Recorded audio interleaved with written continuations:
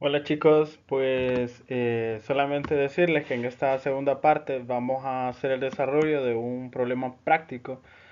Pues ya desglosamos cuáles eran las diferentes partes a nivel químico que iban a intervenir en el proceso de clinkerización, específicamente en el proceso de producción del cemento. Pues en esta parte ya vamos a entrar a lo que son la composición del cemento como tal. Vamos a ver cuáles son las diferentes materias primas que entran en el proceso de producción y a partir de esas materias primas qué tipos de cemento podemos encontrar o qué tipo de cementos podemos utilizar. Entonces es un ejercicio bastante práctico, explicativo y pues espero sea de utilidad.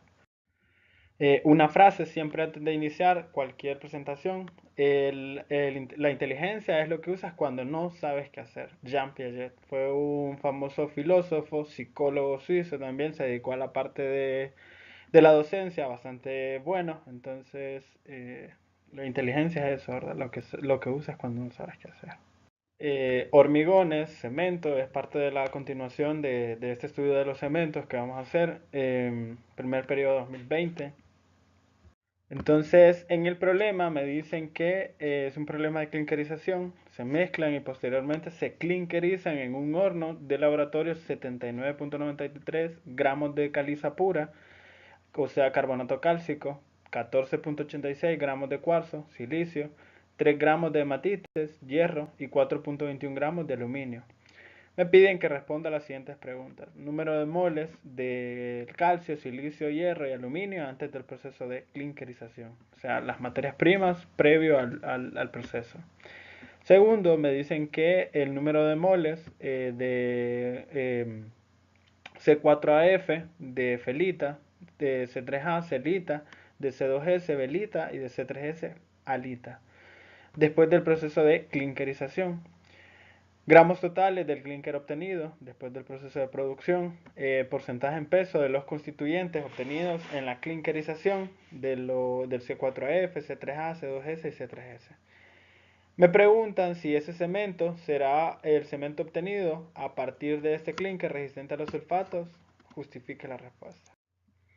Si el cemento no es resistente a los sulfatos, ¿qué componente de los adicionados inicialmente habría que añadir en mayor cantidad en el proceso de clinkerización para mejorar su comportamiento frente a los sulfatos? Justifique su respuesta.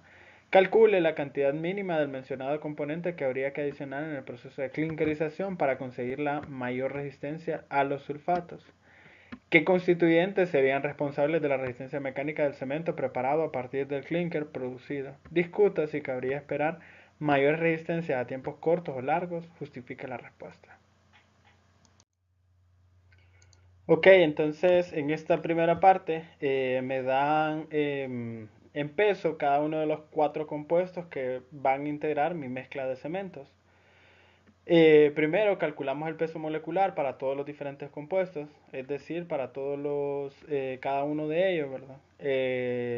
El peso en gramos por mol para los óxidos, que son el hierro, el silicio y el aluminio, la cal y pues obviamente la caliza. Entonces el carbonato cálcico, este compuesto de acá, lo vamos a subdividir por cada uno de los elementos que lo integran. El calcio, el carbón, el carbono y el óxido.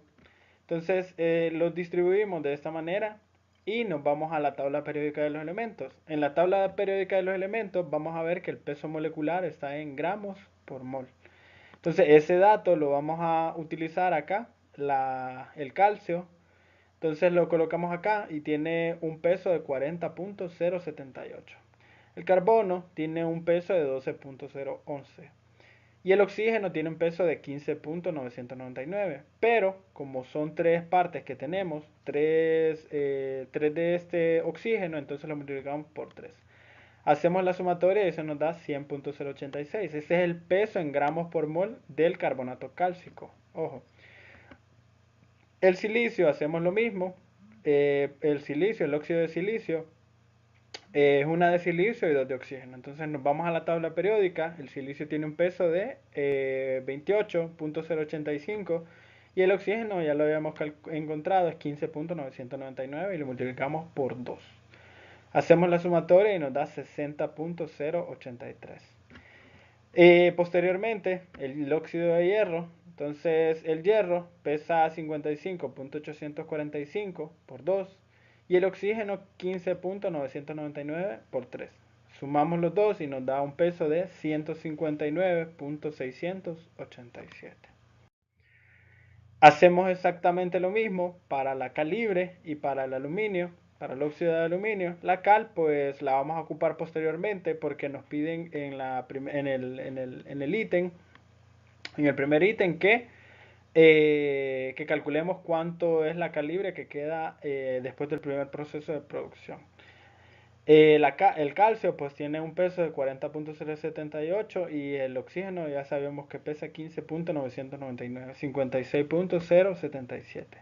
El óxido de aluminio pues hacemos lo mismo, pesa 26.982 por 2 el aluminio y el oxígeno 15.999 por 3, nos da un total de 101.961. Acá cabe señalar pues que nosotros vamos a estar trabajando con ecuaciones estequiométricas. Entonces en las ecuaciones estequiométricas obviamente no podemos trabajar en gramos, sino que vamos a trabajar en moles, porque así está determinada la estequiometría. Entonces para ello primero necesitamos convertir a moles todas las cantidades que nos están dando para posteriormente poder trabajar con estas ecuaciones estequiométricas. En el proceso de clinkerización, si usted se recuerda, se encuentran diferentes etapas del proceso de producción del cemento. Entonces, una de las primeras etapas es que este carbonato cálcico se desintegra y pues una parte se convierte en cal libre y otra parte se convierte en dióxido de carbono. Entonces, el dióxido de carbono se procesa y posteriormente se elimina en la atmósfera. En cambio, la cal viva o la cal que nos va a quedar después de ese primer proceso es la que vamos a trabajar en la composición con los demás materiales, con los demás compuestos. Acá está esa primera etapa que les estaba comentando. Primero calentamos las materias primas por debajo de los 1000 grados. Se descomponen entre 800 y 900 grados generando óxidos libres.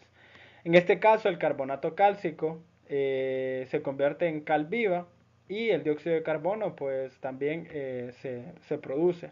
Este dióxido de carbono es tratado por las cementeras para posteriormente ser enviado a la atmósfera. Acá hay que hacer una pequeña observación. Recuerden de las propiedades estequiométricas que es como una receta de cocina. Al final nos dan una determinada cantidad de ingredientes, entonces de esos ingredientes nosotros tenemos que obtener un producto final. Vaya, por ejemplo, nos dan leche, nos dan huevos, nos dan harina y nos dicen que ocupamos cierta cantidad. Ocupamos 3 huevos, una libra de harina, un litro de leche. Entonces, esos tres compuestos, una harina, huevos, los huevos y la leche, pues nos da como resultado un pastel. Entonces, esa es la idea detrás de estos principios estequiométricos. Es una ecuación. De un pastel, pues podemos sacar las materias primas, que son la cal y el dióxido de carbono. Entonces, esa es la idea detrás de eso. 1, 1 y 1. Esa es la proporción.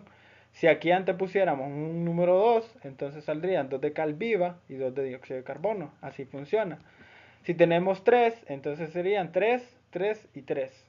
Si tenemos 0.5, que también se puede, podemos poner 0.5, 0.5 y 0.5. Esa es la idea detrás de eso. Que tengamos las cantidades en moles y a partir de esa receta de cocina que nos están dando, que es esta de acá, poder determinar cuál es ese producto final que vamos a obtener. Una de carbonato cálcico nos da una de cal viva y una de dióxido de carbono. Y de ahí, más adelante, pues el silicio, las arcillas se descomponen, forman aluminio, silicio y pues el agua se evapora y se va a la atmósfera. Esta es una arcilla común cualquiera que generalmente se encuentra y es la cablinita. También recuerden que vamos a tener una nomenclatura. En el C3S, C2S, C4F no hay un compuesto que se llame A o F, por decirlo así, sino que recuerden que son la abreviación de un compuesto que nosotros conocemos como el óxido de aluminio. F es una síntesis, una nomenclatura para el óxido de hierro, S para el óxido de silicio y la C pues para la cal libre. Esa va a ser la representación que vamos a utilizar. Entonces, retomamos todos los datos que nos habían dado previamente y los datos que hemos obtenido a partir del ejercicio. Me dicen que hay 77.93 gramos de carbonato cálcico, 4.21 de aluminio, 3 de hierro y 14.86 de silicio. Se calcula el número de moles dividiendo la masa por el peso molecular, teniendo en cuenta que por cada mol de caliza se obtiene un mol de óxido de calcio y un mol de dióxido de carbono. Me piden en el ítem A que determine la cantidad de cal libre o cal que va a ser fijada posteriormente a lo largo de este proceso de clinkerización. Entonces, de acuerdo a la ecuación anterior, de la diapositiva anterior, sabíamos que una de carbonato cálcico libera una de cal libre. Entonces, estos dos van a ser equivalentes. Una de 2 de cal, 2 de carbonato cálcico nos va a dar 2 de cal, 3 de carbonato cálcico nos va a dar 3 de cal y así sucesivamente. Entonces, si tenemos 77.93 gramos de carbonato cálcico, vamos a obtener 77.93 gramos de cal libre. Esa es la idea detrás de eso. Entonces, en este caso, tenemos 77.93 gramos, tenemos el peso molecular, es que es 100.086, entonces dividimos esta parte de acá, dividimos los 77.93 entre los 100.086 para obtener la cantidad de moles. Al final simplemente es un análisis dimensional, fíjense en las unidades. Si dividimos gramos entre gramos por mol, el resultado obviamente va a ser moles, o sea, el número de moles que es lo que andamos buscando. 14.86 dividido entre 60.083 nos dan 0.247 moles de silicio. De hierro son 3 gramos de hierro, generalmente son proporciones bien bajas, entre 159.687 y nos da como resultado 0.019. 4.21 entre 101.961 me da 0.041. Algo que tiene que notar es que la sumatoria de los compuestos iniciales es igual a 100. O sea, tenemos 100 gramos si sumamos todos estos productos. Vamos a ver cuánto nos queda al final y qué ocurre con la diferencia, si es que hay alguna diferencia. Entonces, para el ítem A, acá está, miren. Entonces tenemos 0.779 moles de cal, 0.247 moles de silicio, 0.019 moles de hierro y 0.041 moles de aluminio. En el siguiente ítem ya nos piden cuál es la proporción final o la cantidad de número de moles de cada uno de los compuestos finales. Es decir, ya me piden directamente cuánto es de C3S, C2S, C4AF y C3A. De acuerdo al proceso que se sigue en el horno, el primer compuesto en producirse es el C4AF, el segundo es el C3A, el tercero es el C2S y el cuarto es el C3S. Entonces, en ese orden vamos a ir desarrollando cada uno de estos compuestos. Vamos elevando la temperatura y el primero en aparecer es el C4AF. Por encima de esos 1000 grados Celsius comienzan las reacciones de formación de los constituyentes del clínker a partir de los óxidos de las reacciones de clinkerización, en el orden pues que ya les mencioné anteriormente. Un mol de hierro, que es este de acá, más un mol de aluminio, más 4 moles de calcio me producen un mol de C4AF. Este es el compuesto de C4AF. Hierro, aluminio y 4 de cal, C4AF. Si vamos a la diapositiva anterior, nos damos cuenta de que tenemos 0.019 moles de hierro, 0.041 de aluminio y 0.779 moles de cal. Es una ecuación y al final es una receta de cocina, no se les olvide esto. ¿Quién va a restringir nuestro proceso? ¿Quién va a restringir nuestra elaboración del pastel? Pues nos dicen que es una de hierro, una de aluminio y 4 de cal. El que tenga la menor proporción, ese es el que me va a restringir a mí cuántos pasteles puedo producir yo al final. Entonces, si yo tengo 2 de hierro, 2 de aluminio, 8 de cal, puedo obtener 2 pasteles. Si multiplico por 3, 3 de hierro, 3 de aluminio y 12 de cal, vamos a tener 3 pasteles. Esa es la idea detrás de esto. Acá tenemos 0.019 de hierro, 0.041 de aluminio y 0.779 de cal. Entonces, en este caso, pues es obvio que el que restringe es el hierro, porque es el que tiene menor cantidad. Vamos a tener 0.019 de hierro, 0.019 de aluminio, 0.019 por 4 de cal, y eso nos produce 0.019 moles de C4AF. Acá está. Se consumen del hierro esa cantidad, del aluminio esa cantidad, y pues de la cal se producen 4 veces 0.019, esa es la proporción, y eso nos da como resultado 0.019 moles de C4AF. Esta va a ser la cantidad que vamos a tener de C4AF en moles. Ojo, ¿verdad? Ahora vamos a ver cuánto material nos queda después del proceso de este primer proceso. Entonces de hierro, si se fijan, se consume todo. Nos queda 0 gramos de hierro. Del aluminio, pues nos queda 0.041 menos 0.19, me da como resultado 0.022 gramos de aluminio. Eso es lo que queda después de este primer proceso. De ahí, de la cal, pues tenemos 0.779 menos 4 por 0.019 me da como resultado 0.703. Esto es lo que queda después de ese primer proceso. 0.022 de aluminio y 0.703 de cal. Tenemos el primer compuesto, C4F, ahora vamos al segundo compuesto.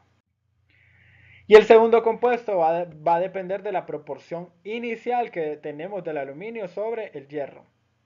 ¿En qué va a restringir? En la ecuación anterior, si ustedes se recuerdan, interfiere el aluminio, interfiere el hierro, interfiere la cal. Generalmente la cal está en proporciones bastante elevadas porque va a estar en los 4 compuestos.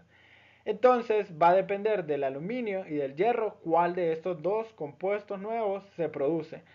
En primera instancia, si la proporción de aluminio y de hierro en moles es mayor que la unidad, que es lo que ocurre más frecuente y es el cemento que tenemos con mayor frecuencia, la alumina, que no se ha combinado en la reacción anterior, reacciona con 3 moles de cal libre para formar el aluminato tricálcico.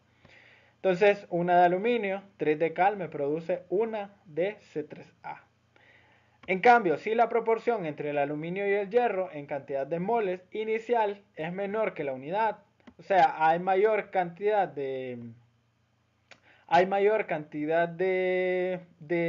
hierro en lugar de aluminio, entonces el hierro no se combina o no se consume en la etapa anterior, no combinado en la reacción anterior, se combina con 2 moles de cal para formar el ferrito dicálcico. Este casi no es común. Entonces el hierro que no reacciona en la diapositiva anterior, ahora va a reaccionar con la cal formando este ferrito dicálcico, que este no es tan común como les comento. Generalmente lo que nos produce es esto. Si usted saca la proporción entre aluminio y hierro de las cantidades que nos están dando como datos, va a notar que es mayor que la unidad. Obviamente el aluminio, tenemos mayor consumo cantidad de aluminio que de hierro, lo vimos en la diapositiva anterior. Nos sobró aluminio y pues el hierro se consumió por completo. Entonces tenemos que trabajar con esta ecuación de acá, tenemos que trabajar con esta reacción. Entonces tenemos la proporción que es mayor que la unidad.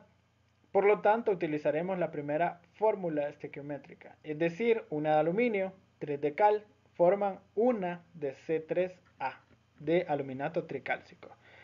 De la reacción anterior, sabíamos que el aluminio se consumió una parte y pues nos quedó como remanente 0.022, al igual que la cal, quedó un remanente de 0.703. Ahora, estos productos, ¿cuál de los dos es el que va a dominar? Si se fijan, la proporción de cal que tenemos es bastante grande. Entonces, tenemos una de aluminio y 3 de cal. Entonces, quien nos restringe en esta ocasión es el aluminio, es el que está en menor cantidad, 0.022. Entonces, este 0.022 se va a consumir de aluminio, se consume todo. Y acá, pues vamos a tener 0.022 por 3, lo que se va a consumir de cal. Eso nos va a dar como resultado 0.022 aluminato tricálcico como reacción final. Ahora, en las cantidades remanentes, pues todo el aluminio se consume por completo. La cal pues se reduce en 3 veces 0.022 y nos queda 0.637.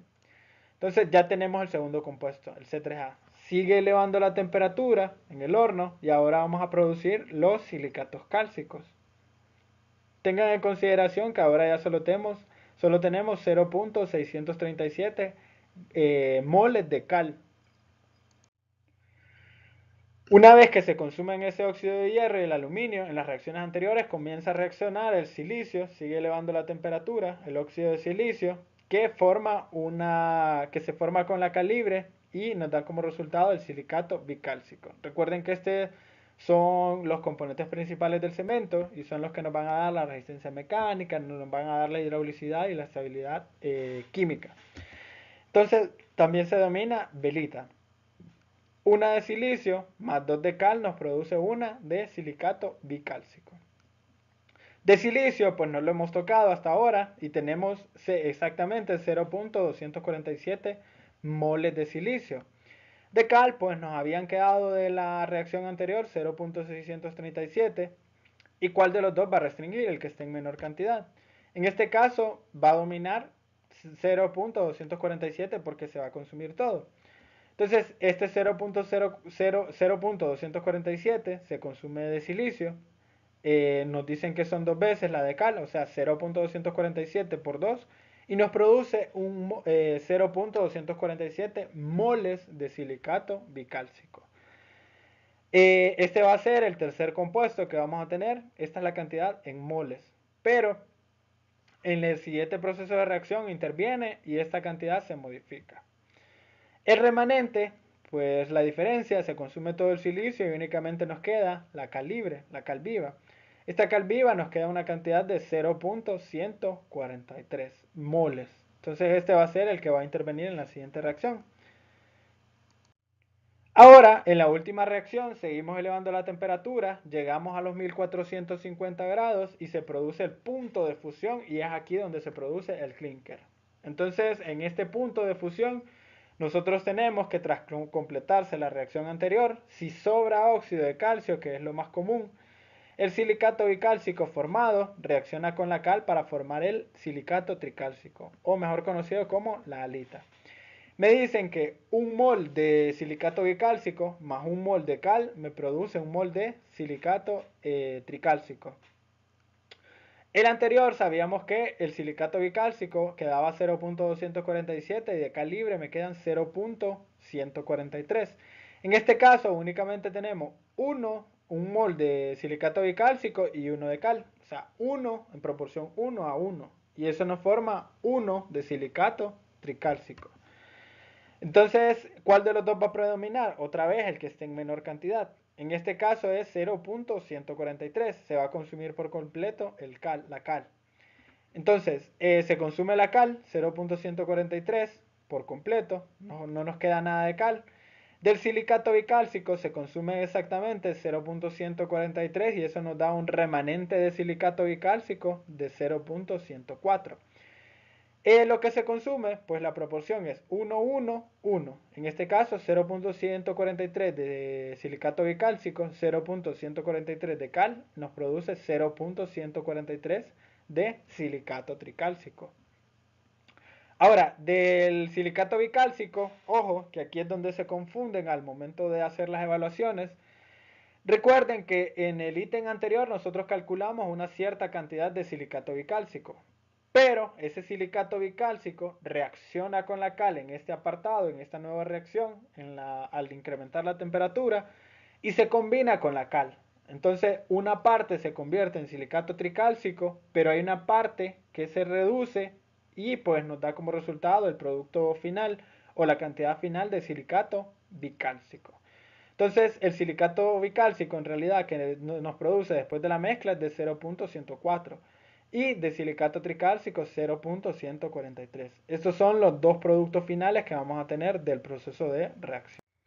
Bien, ahora que ya tenemos cuál es la cantidad de cada uno de estos compuestos, del silicato bicálcico, del silicato tricálcico, del C3A y del C4AF, pues estamos en la capacidad de poder determinar cuál es la proporción final en gramos en gramos de cada uno de esos compuestos. Entonces tenemos 0.022 moles de aluminato tricálcico, 0.143 moles de C3S, tenemos 0.019 moles de C4AF y tenemos 0.104 moles de C2S. Entonces, con estas cantidades de moles tenemos que determinar cuánto es la cantidad final en gramos de cada uno de estos compuestos y pues ver la proporción de cada uno, que es lo que nos interesa. Nuevamente retomamos a las siglas. Recuerden que la C representa la cal, la A representa el aluminio, el óxido de aluminio, la F representa el hierro, el óxido de hierro, la S el óxido de aluminio. Entonces tenemos el compuesto C4F. Recuerden que lo que representa en realidad son 4 de cal, una de aluminio, de óxido de aluminio y una de hierro. En este caso, pues no vamos a tomar la molestia de volver otra vez a calcular cuánto vale el óxido de aluminio en gramos por mol, porque ya lo tenemos. Al inicio del ejercicio determinamos cuánto era el peso del óxido de aluminio, del óxido de hierro y del óxido de silicio. Para el caso de la cal también ya lo habíamos calculado, pues tenía un peso de 56.077. Recuerden que es la suma del calcio más el oxígeno. Entonces nos da como resultado 56.077 por 4. El aluminio, el óxido de aluminio, recuerden que son 2 de aluminio más 3 de óxido. Entonces ya lo habíamos calculado también, nos da un valor de 101.961. Del hierro pesa 159.687. Lo mismo, ya habíamos calculado que era la suma de 3 de oxígeno más 2 de hierro. Si sumamos todos estos compuestos de manera individual y hacemos un total para ver cuánto pesa el C4AF, obtenemos que pesa 485.956. Hacemos lo mismo para el C3A, pues el óxido de calcio sabemos que pesa 56.077 por 3. El óxido de aluminio pesa 101.961, da un total de 270.192. Ya tenemos dos compuestos, faltan dos. El silicato bicálcico y el silicato tricálcico hacemos lo mismo. De la cal libre, pues sabemos que pesa 56.077 por 2 más 60.083. Nos da un total de 172.237. De ahí, del silicato tricálcico, tenemos que la cal libre pesa 56.077 por 3 más una de silicio, de óxido de silicio, que pesa 60.083. Nos da un total de 228.34. Ya tenemos el peso molecular en gramos por mol de estos cuatro compuestos y ya sabemos cuántos moles hay de cada uno de los compuestos. Entonces tenemos que sacar cuánto es el resultado final. Sabemos las cantidades en gramos por mol, en gramos por mol que sacamos de la tabla periódica y también que calculamos en el ítem anterior. Sabemos cuánta es la cantidad que tenemos de moles de acuerdo al proceso estequiométrico que hemos seguido, de acuerdo a toda la química que hay detrás de él cuando elevamos la temperatura. Y pues para obtener la cantidad en gramos, simple y sencillamente hacemos análisis dimensional nuevamente. Multiplicamos gramos por mol y eso nos da como resultado gramos. Entonces multiplicamos 485.956 por 0.019 y nos da como resultado 9.233. 270.192 por 0.022 nos da como resultado 5.944. 172.237 por 0.104, 17.913. Y 228.314 por 0.143 da como resultado 32.649. Ahora sí, esta es la cantidad en gramos que vamos a tener de clinker al final del proceso de clinkerización. Iniciamos con 100 gramos, si usted se recuerda, les dije que hicieran, que se fijaran en ese dato. Iniciamos con 100 gramos de sumados de silicio, de aluminio, de hierro y de carbonato cálcico. Y tenemos como final, como producto final, 65.739 gramos de clinker. O sea, el producto final, el cemento que vamos a requerir. ¿Qué es lo que ocurre? ¿Qué se hicieron los otros 34 puntos y algo que hacen falta ahí, los otros gramos? Recuerden que en la primera etapa que nosotros vimos, el carbonato cálcico, al elevar la temperatura, libera el dióxido de carbono. Entonces ese dióxido de carbono es el remanente que queda, o sea, la diferencia entre los 100 y los 65.739 gramos. Acuérdense. Ahora, este es el ítem número 2. Ya me están dando las cantidades de moles de cada uno de estos compuestos. Este es el ítem 2. Ahora, el ítem C, que es la cantidad en gramos, es esta parte de acá. La cantidad total y la cantidad individual de cada uno de los compuestos. Y lo único que quedaría pendiente sería sacar el porcentaje en peso.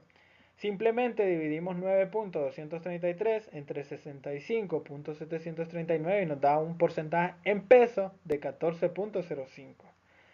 5.944 entre 65.739 nos da como resultado 9.04.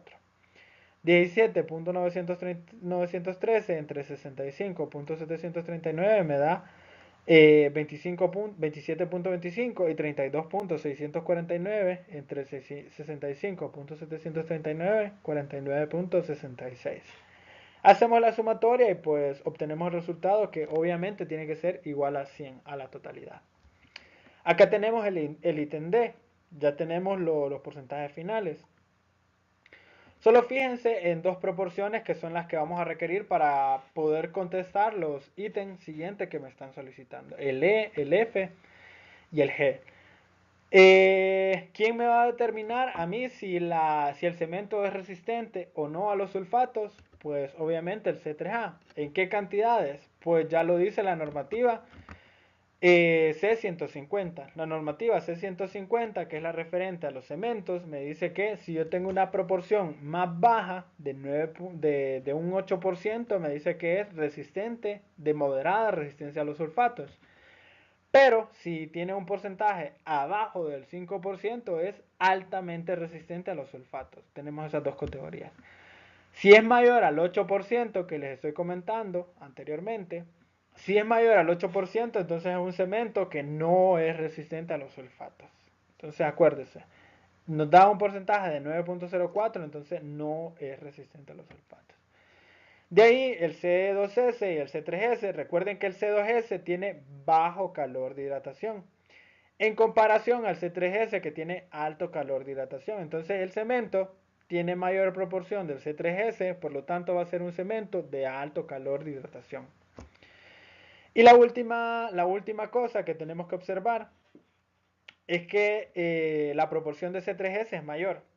Si es mayor, recuerden que quien me da la resistencia mecánica instantánea es el C3S, no el C2S. El C2S me da una resistencia mecánica, pero al cabo de un año. Entonces, por lo tanto, como predomina el C3S, va a ser una resistencia mecánica inicial alta. Respuesta ya puntual a cada una de las preguntas. En el inciso E, obviamente el cemento obtenido a partir del clinker no será resistente al ataque de los sulfatos, ya que entre los constituyentes que lo forman se encuentra el aluminato tricálcico en un porcentaje superior al 8%.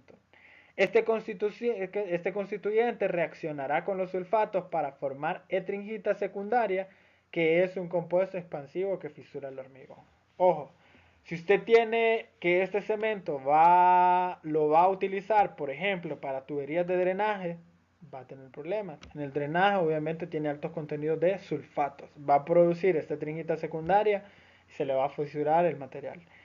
Si usted tiene zapatas o si tiene cimentaciones que van a estar en contacto con agua salinitosa, con agua con altos contenidos de sulfatos, tampoco le va a servir porque tiene un porcentaje muy alto de C3A, por lo tanto no va a ser resistente a los sulfatos. Ojo, tiene que tener cuidado con eso. De ahí me preguntan si no es resistente a los sulfatos, ¿qué cantidad de material tendría que adicionar para poder mezclarlo? Entonces, si usted se recuerda, en la primera etapa se mezcla lo que es el hierro más el aluminio, más 4 de cal y eso me produce C4AF. Si nosotros adicionamos 0.022 moles de óxido de hierro en gramos o sea 3.55 gramos de hierro al inicial, tendríamos que a las 0.019 moles presentes, de esta forma obtendríamos un total de 0.041. ¿Qué quiere decir? Se va a consumir o vamos a tener la misma cantidad de aluminio y la misma cantidad de hierro. Se consumen los dos y no obtenemos el C3A, que es el siguiente proceso de reacción. Eh, Igualando el número de moles de hierro con el de aluminio presentes. De esta forma se consume todo el óxido de aluminio en la primera reacción y se evita la formación del aluminato tricálcico. Por lo tanto, la formación de tringita y por ende vamos a tener una resistencia elevada a los sulfatos presentes. En el inciso F, pues nos preguntan cuáles son los constituyentes de la resistencia mecánica y pues si vamos a obtener resistencias mecánicas instantáneas o a largo plazo. Los constituyentes responsables de la resistencia mecánica del cemento preparado a partir del clinker producido son el silicato bicálcico y el silicato tricálcico. Si bien su influencia sobre la resistencia mecánica es diferente, el silicato bicálcico produce resistencias a tiempos prolongados y el silicato tricálcico resistencia a cortos plazos. Ya vamos a ver las curvas de resistencia mecánica. Así, en el caso que nos ocupa, que es este ejercicio, nos dicen que el clinker presentará una elevada resistencia a tiempos cortos debido a que tenemos altos contenidos mayores de silicato tricálcico que silicato bicálcico.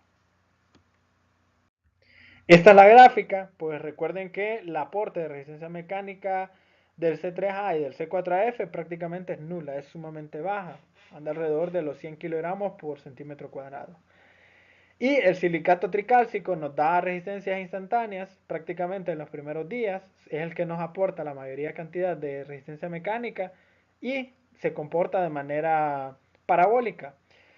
En cambio, el silicato bicálcico, si se fijan, en la medida que va pasando el tiempo, a los 28 días todavía no alcanza una resistencia mecánica considerable, al cabo de los 90 días ahí va incrementando, pero al cabo de un año, que es prácticamente donde se alcanza la resistencia mecánica final del concreto, tenemos que son casi iguales, lo mismo. Entonces, por lo tanto, en el cemento, como predomina el C3S, vamos a tener cementos de alta resistencia mecánica inicial.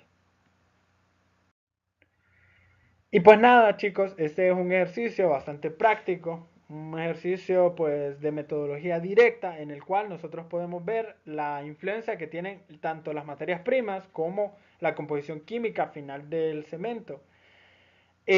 Una observación, en el caso del último ítem, que si nosotros queremos obtener un cemento de bajo calor de dilatación, siempre la proporción de C2S va a ser mayor que la proporción de C3S. Eso nos da un cemento de bajo calor de hidratación y por lo tanto lo podemos utilizar en represa. Es un cemento que no es común, no es para nada común. Generalmente se utilizan cementos adicionados para poder lograr esta cualidad. No se vende, no es tan común en el mercado. Entonces, solamente agradecerles por su atención. Espero que haya sido productiva esta media hora que hemos desarrollado este ejercicio. Traten de resolverlo por su propia cuenta y pues prácticamente este es un caso práctico que vamos a desarrollar en la evaluación, en la tercera evaluación. Estudienla, practíquenla y espero que les haya gustado. Saludos.